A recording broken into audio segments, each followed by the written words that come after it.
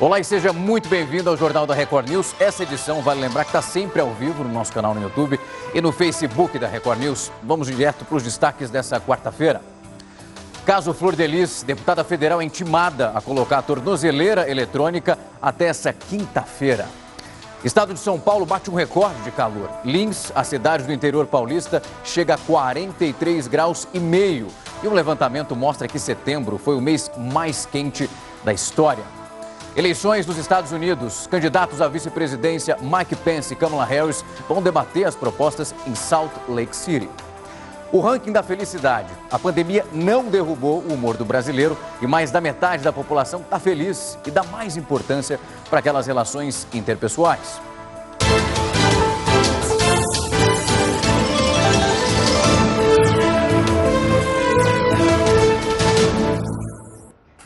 E a deputada federal Flor de Lis foi intimada a colocar a tornozeleira eletrônica. Ela precisa se apresentar na Secretaria de Administração Penitenciária do Rio de Janeiro até essa quinta-feira.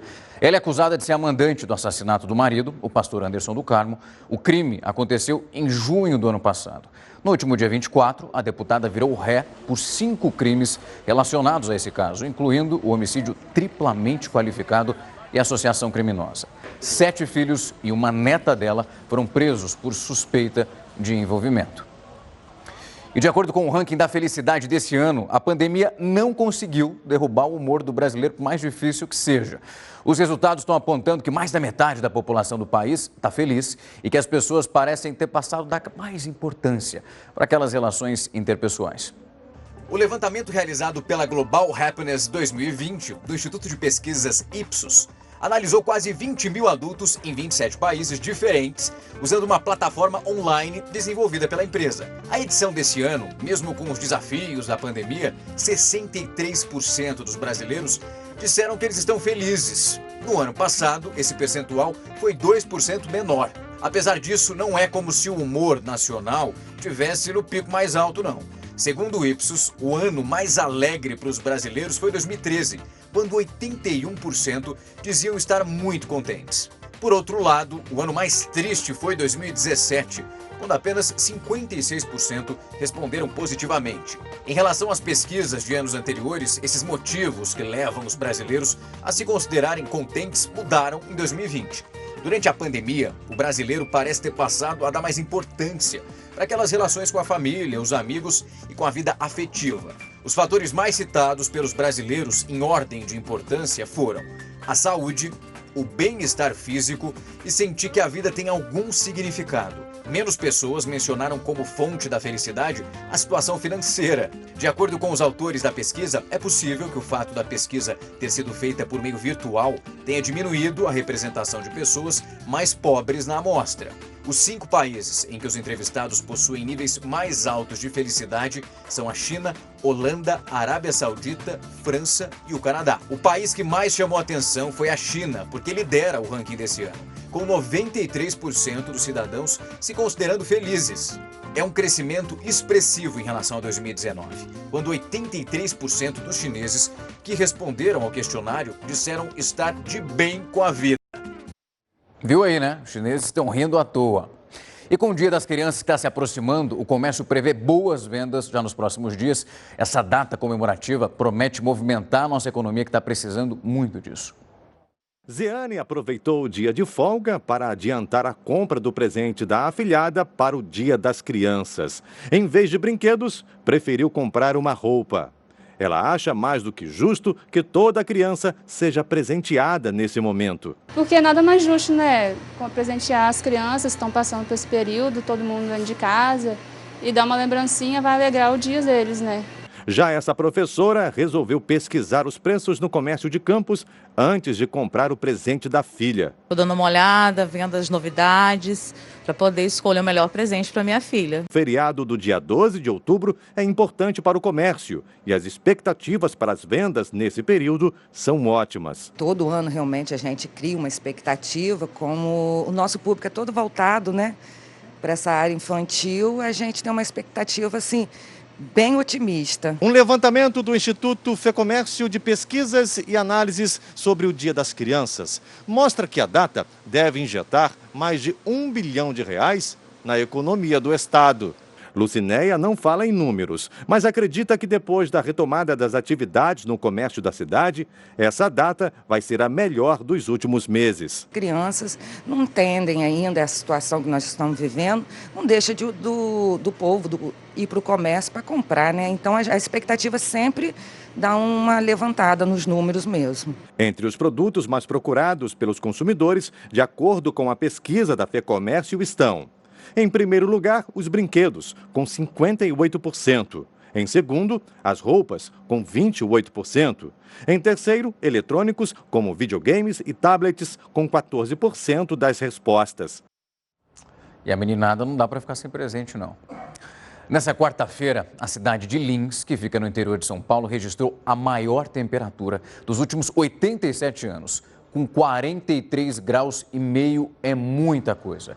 Essa informação é do Instituto Nacional de Meteorologia. Além disso, de acordo com o Serviço de Mudança Climática Europeu, o mês passado foi o setembro mais quente já registrado, com temperaturas excepcionalmente altas registradas na Sibéria, no Oriente Médio e também em algumas partes da América do Sul e Austrália. Em casa deve estar sofrendo, é ventilador ligado, ar-condicionado, está quente no Brasil inteiro. Na pandemia, muitas pessoas perderam os postos de trabalho, infelizmente. O desemprego impulsionou o empreendedorismo. Olha só o pessoal que está se virando.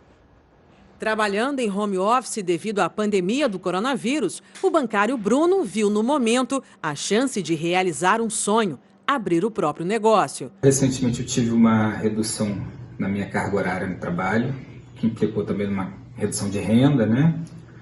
E aí veio a pandemia e... por ser o grupo de risco, eu acabei ficando em home office e com toda a mudança de consumo, de consumo das pessoas em casa, pedindo muita comida. A gente também aqui em casa passou a pedir mais comida fora e eu vi uma oportunidade de empreender naquilo que eu amo, que é a cozinha, né, que é a gastronomia. Durante a pandemia, o número de microempreendedores individuais no país cresceu 14,8% se comparado ao mesmo período do ano passado. Foram mais de 10 milhões de registros e o desemprego impulsionou muita gente. Devido a essa pandemia, o desemprego teve um boom maior ainda, né, porque muitas empresas fecharam. E muitas pessoas ficaram desempregadas e foi a oportunidade, pela necessidade de abrir um negócio para eles terem uma renda fixa, já que perderam, né, os seus salários. O Brasil está próximo de registrar o maior número de empreendedores de sua história. O setor representa 99% dos negócios privados e 30% do produto interno bruto. Segundo esta analista do Sebrae, quem deseja seguir os passos do Bruno e de milhares de outros brasileiros deve investir em um estudo de mercado, fundamental para o sucesso nos negócios. Independente se for por sonho, se for por oportunidade ou por necessidade, é muito importante que esses empresários façam um planejamento, né, desenvolvam um plano de negócio. A gente vai agora com a opinião do colunista Rodrigo Constantino. Assim que Trump foi declarado vitorioso em 2016, os democratas e a mídia, maus perdedores, investiram pesado na narrativa de complô com os russos. O material que deu origem a essa especulação toda era um dossiê preparado pelo próprio núcleo do Partido Democrata, e isso alimentou uma investigação do FBI que durou 2 anos. Durante esse período, a imprensa martelou quase diariamente no suposto escândalo envolvendo a equipe de Trump num conluio com os russos. Tudo fake news. Agora, Trump decidiu tirar as restrições de segredo sobre as investigações e ganha força o que se chama de Obamagate nos Estados Unidos. A suspeita é a de que funcionários do alto escalão do establishment agiram para boicotar o governo do adversário político e crimes podem ter sido cometidos por gente do Deep State, a máquina estatal que controla de fato o poder. Os tentáculos podem chegar até a Obama e Hillary Clinton, cujo escândalo do servidor de e-mails também foi aberto por Trump agora. O presidente conclamou as autoridades responsáveis a agir com base nessas informações contra o que ele chamou de maior crime da história.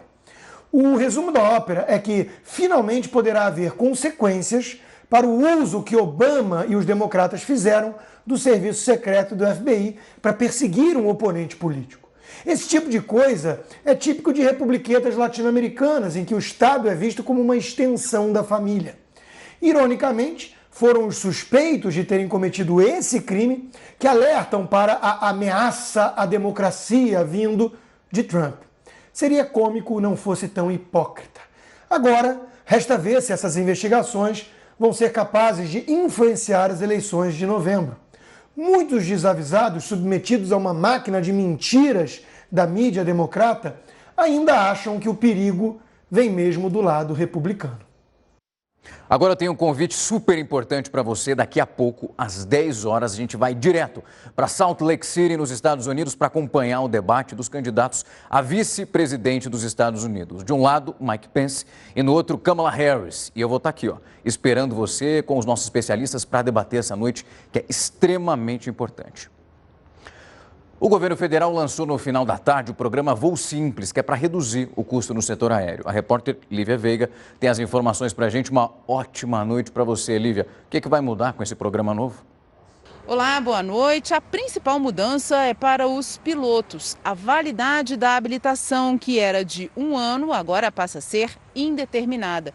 Os testes em simuladores, que também eram anuais, agora serão obrigatórios a cada 2 anos. Isso deve beneficiar principalmente os pilotos que perderam o emprego durante a pandemia, já que o setor aéreo foi um dos mais prejudicados. No total, são 52 mudanças que atendem principalmente as empresas aéreas de pequeno porte. Mas as grandes companhias também serão beneficiadas, por exemplo, com a autorização para operar em aeroportos que normalmente só recebem voos particulares. De Brasília, Lívia Veiga. Obrigado pelas informações, Lívia. E pela primeira vez, 2 mulheres venceram juntas o Prêmio Nobel de Química. A francesa Emmanuelle Charpentier e a americana Jennifer Doudna desenvolveram um método de edição do DNA. Essa descoberta é chamada de CRISPR e funciona como uma tesoura genética que é capaz de cortar algumas regiões específicas do genoma. Essa tecnologia ela pode ajudar, entre outras coisas, no tratamento do câncer e também na cura de algumas doenças que são hereditárias. A primeira-dama Michele Bolsonaro e também o embaixador de Israel inauguraram uma nova iluminação da embaixada lá em Brasília. É uma homenagem ao Outubro Rosa e o repórter Yuri Ascar tem mais informações direto de lá. Uma boa noite para você, Yuri. Boa noite, Rafael. A cerimônia aconteceu aqui nos jardins da Embaixada de Israel. É a primeira vez que o prédio recebe a iluminação em homenagem à campanha Outubro Rosa, que alerta para a prevenção e detecção precoce do câncer de mama. O embaixador Yossi Shelley destacou a relevância da causa e lembrou que o câncer de mama é responsável por 1 em cada 5 mortes de mulheres em Israel. A primeira-dama Michele Bolsonaro alertou para a importância dos exames preventivos. Mais cedo, no Ministério da Saúde, ela participou do lançamento da campanha do Outubro Rosa 2020. Balões com a cor da campanha coloriram o céu da capital. Rafael. Obrigado, Yuri. As eleições americanas influenciam os brasileiros que moram nos Estados Unidos, isso óbvio, não tem como ser diferente. Entre eles está o empresário Linolene Ribeiro, que mora há pelo menos 20 anos no país. A expectativa da eleição para esse ano é um pouco tensa devido ao bombardeio de propagandas eleitorais de um candidato e de outro, com mentiras, desmentiras, acusações, nos deixando um pouco tenso e até mesmo em dúvida sobre a integridade de cada um deles. A gente espera que o próximo ano, seja quem ganhar, consiga fazer um bom trabalho enfrentando o problema econômico e também as divisões sociais. Vai ter de trabalhar duro para poder conseguir o país, unificar o país, que é o mais importante de todas as ações do presidente, eu creio.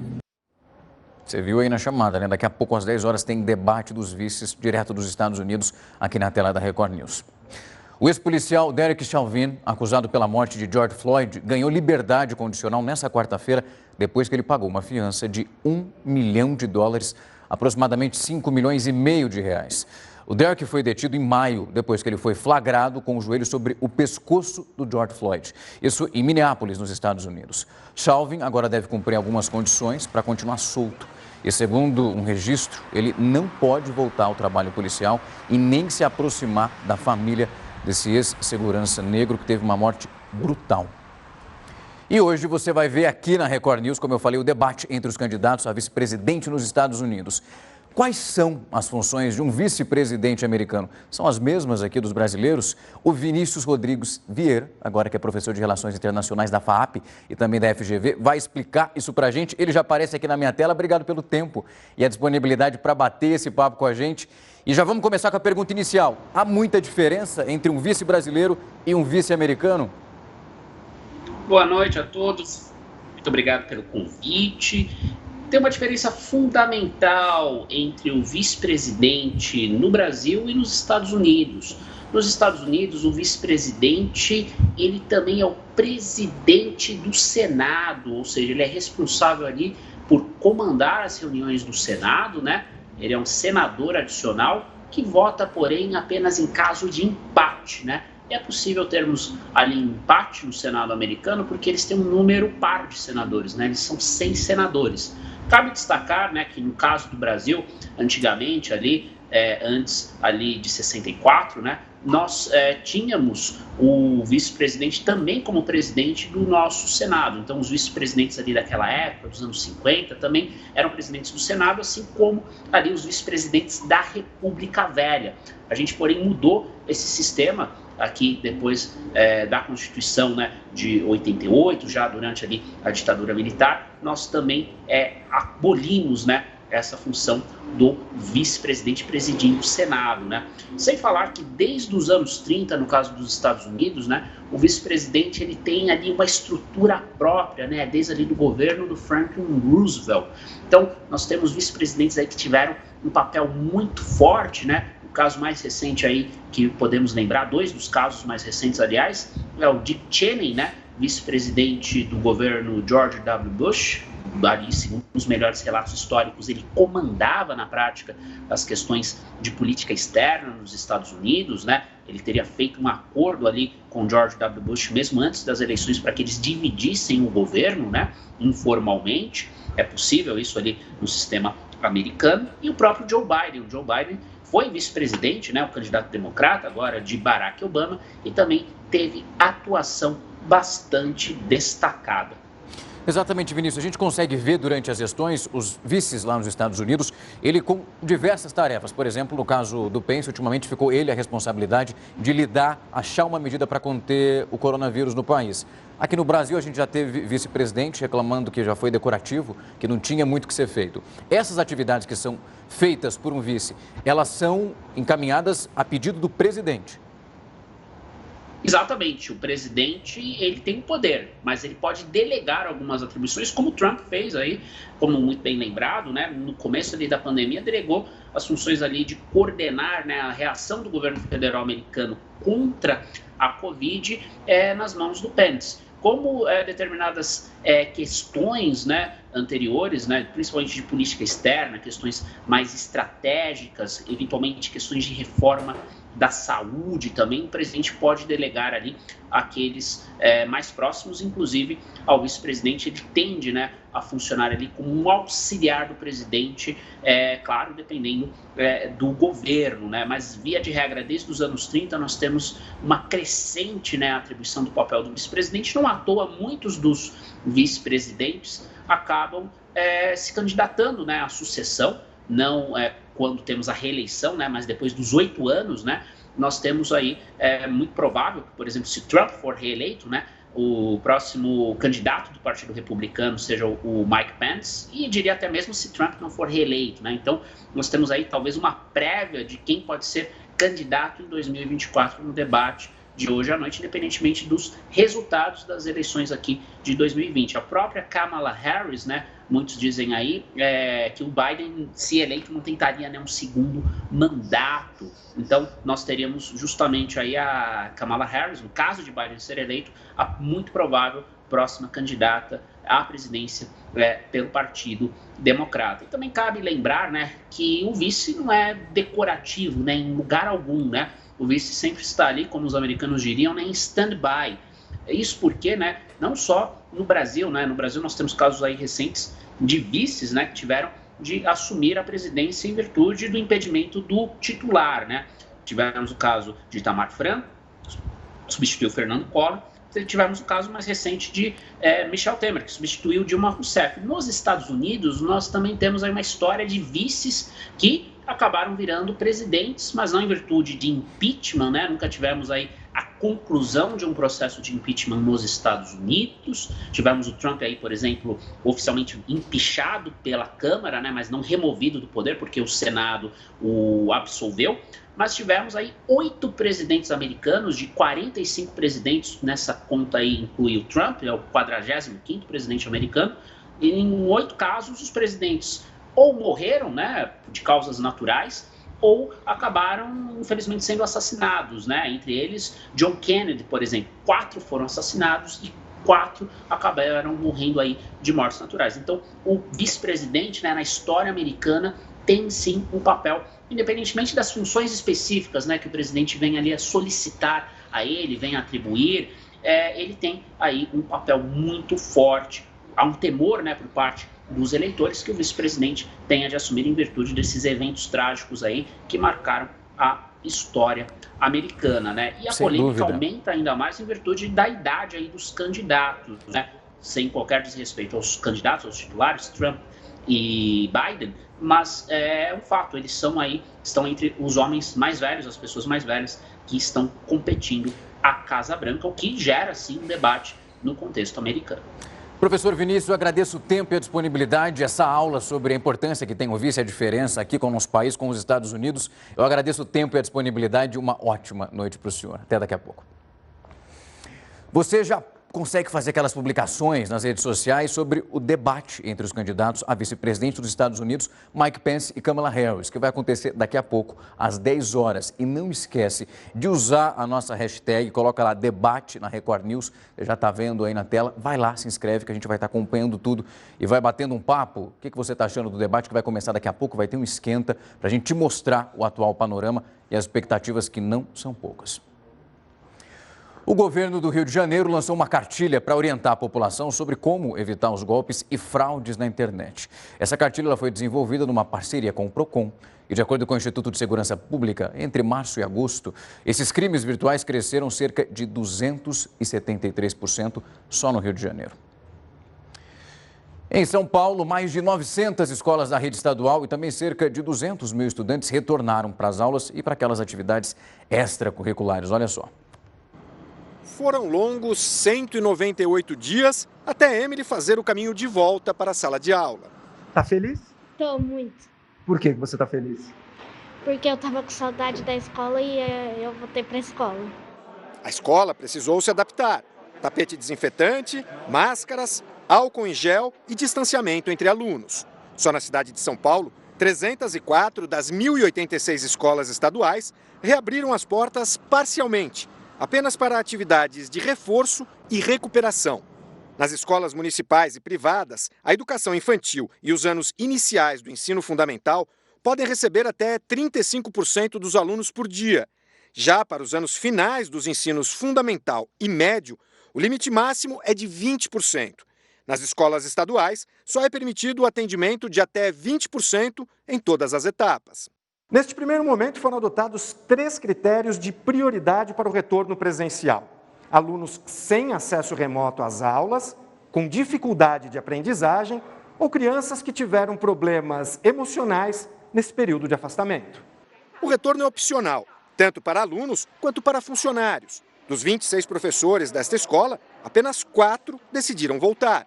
Eliane é uma delas. E a minha decisão também foi a favor por conta dos protocolos, né? A gente percebeu que a nossa escola, ela está tomando bastante cuidado com isso. Gisele tinha receio de trazer os 3 filhos. Eles queriam muito, eles cobravam muito de vir para a escola. As universidades também voltaram. Júlia sentia falta das aulas à moda antiga. Porque no presencial, assim, eu pelo menos consegui matar a saudade do pessoal e também consigo prestar mais atenção na aula. Na faculdade dela, apenas 16% dos alunos decidiram retornar. Quem está em casa recebe o mesmo conteúdo simultaneamente. Um período de adaptação numa época de tantas mudanças para alunos e professores. É possível, sem dúvida. Mas a palavra final mesmo vai ser dos alunos. O ministro da Economia, Paulo Guedes, disse hoje que não há uma previsão de prorrogação do auxílio emergencial para o ano que vem.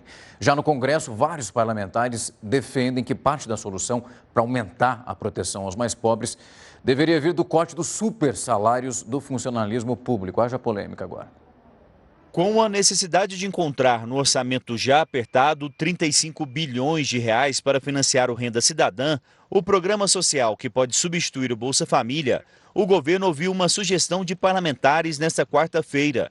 Depois de uma reunião no Palácio do Planalto com o presidente Jair Bolsonaro, o líder do Podemos na Câmara, Léo Moraes, pediu para que seja colocado em votação no Congresso o projeto que prevê o fim dos supersalários no serviço público. O presidente também foi muito responsável em dizer que está esperando a conclusão da área econômica. Nós apresentamos alguns caminhos, dentre eles os cortes dos supersalários. É importante que o Brasil entenda que todos passam por dificuldades e algumas parcelas devem entregar mais do que outras, para nós salvaguardarmos a grande maioria da população que está abaixo da linha de pobreza. A proposta coloca os chamados penduricalhos dos supersalários, como o auxílio moradia dentro do teto do serviço público, que hoje é o salário de um ministro do Supremo Tribunal Federal, pouco mais de R$ 39 mil.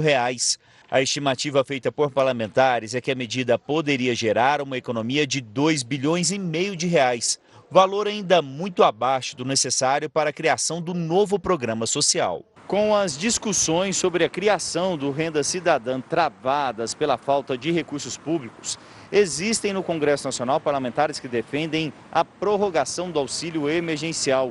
O ministro da Economia, Paulo Guedes, disse hoje que o auxílio termina em dezembro, como previsto.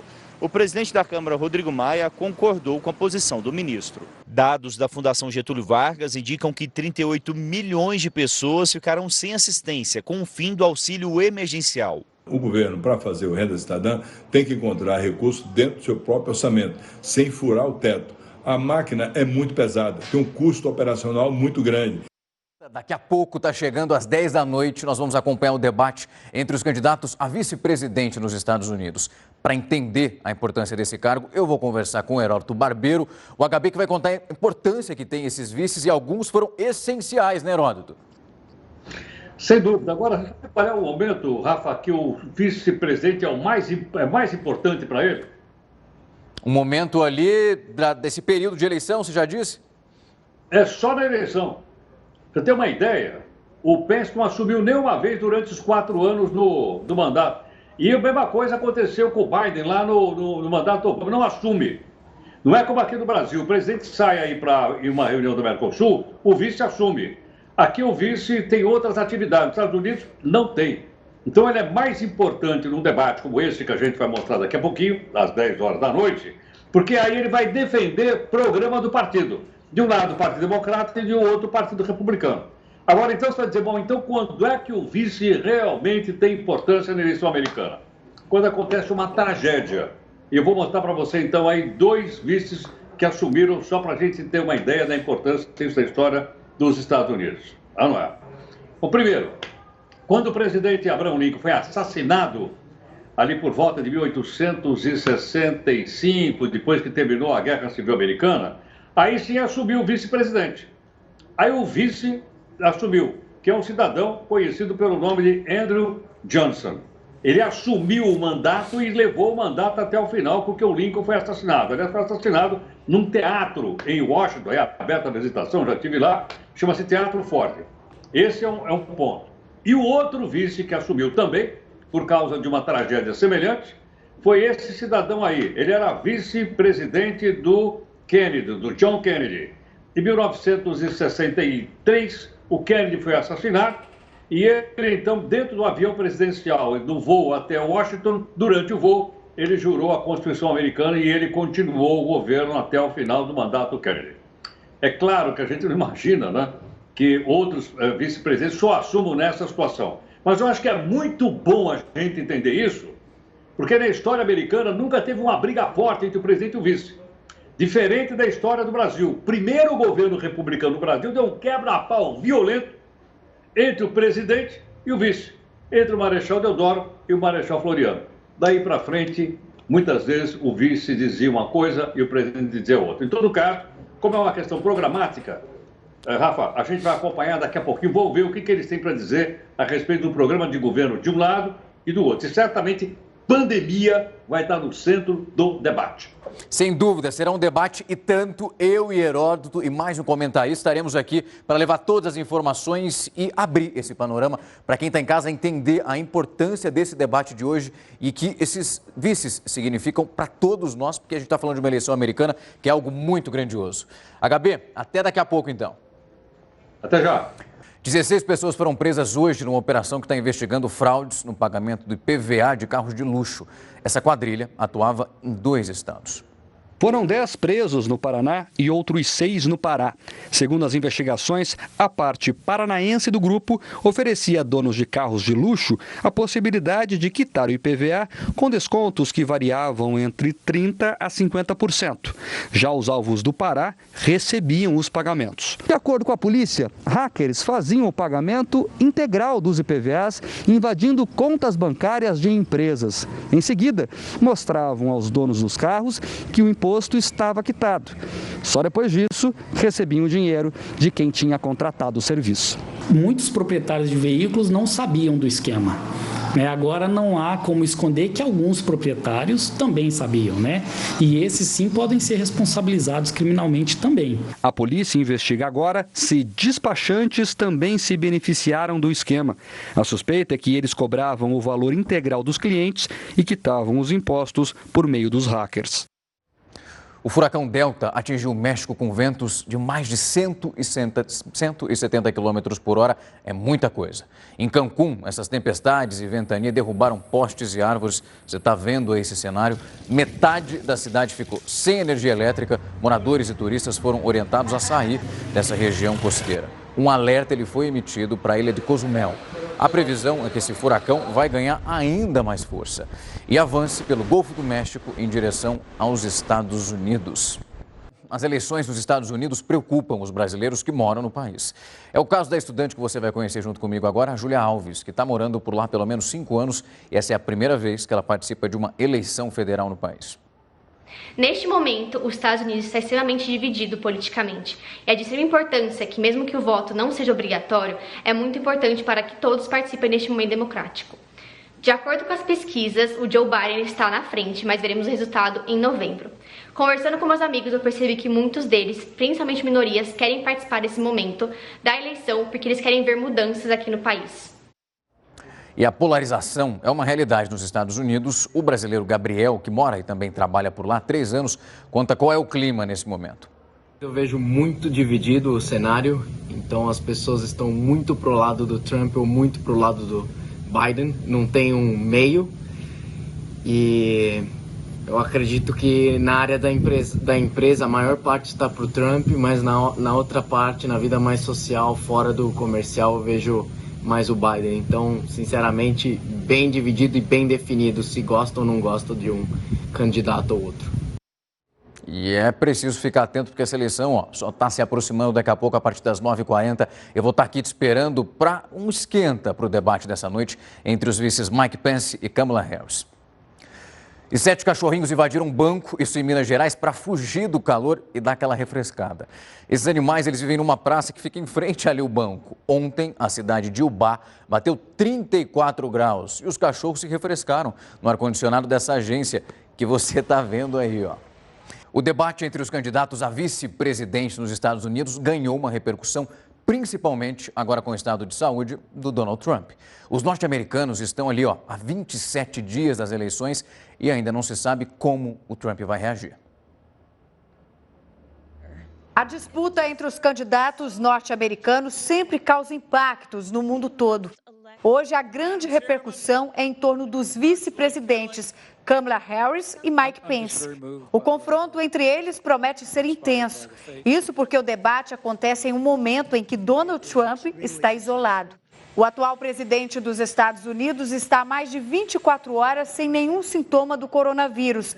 Mas, por causa da saúde de Trump, os concorrentes precisam mostrar ao público que está pronto para assumir a presidência se for preciso.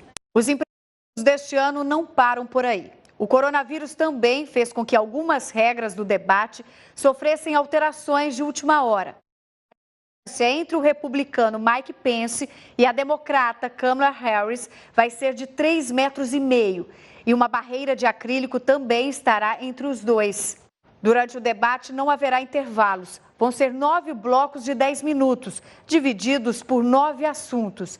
Quem ganhar a eleição em 3 de novembro, seja Donald Trump, seja Joe Biden, vai ser o mais velho presidente norte-americano a tomar posse até hoje. E os 2 candidatos a vice podem ser titulares na eleição daqui a 4 anos. O Jornal da Record News fica por aqui. Uma ótima noite para você e até amanhã.